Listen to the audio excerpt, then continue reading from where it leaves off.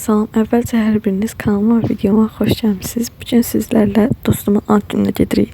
Bu ad gününə görə dostum çox əlləşdi məni çağırmaq üçün. Çünki mən gəlmək istəmirdim. O qədər çox istədi ki, gəlməyimi. Mən də ona görə gəldim və hazırsa başlayaq.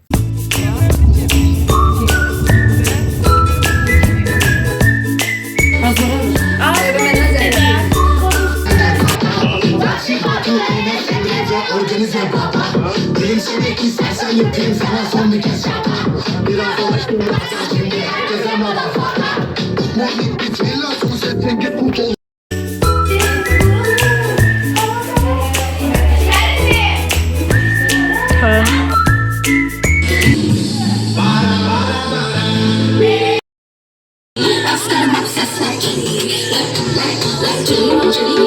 Bu da bizim sürfəmiz. Qızlar səsini. Ben de Fatime bir gözəl Ay vloga saxlı bəyənlər gəlsin.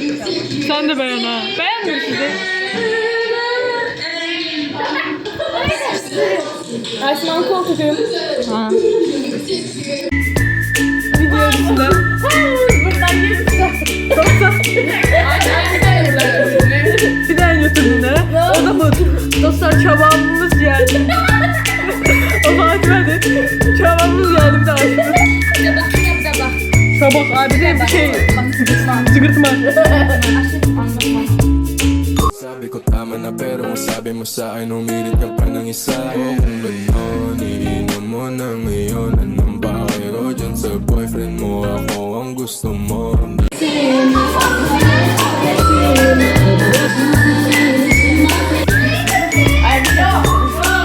Bizim videoda uğraşıyor.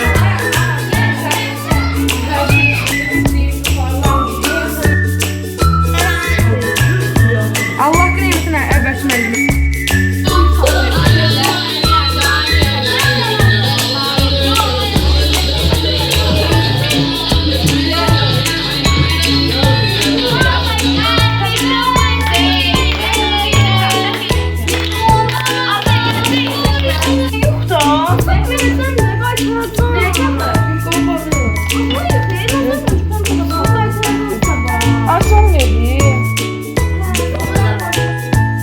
Ha dostlar, indi birazdan gedəcəyik. Biz evə indi də söhbət qeybət qırırıq. Sağ olun, samanət. Dəli rəyətdə. Oy.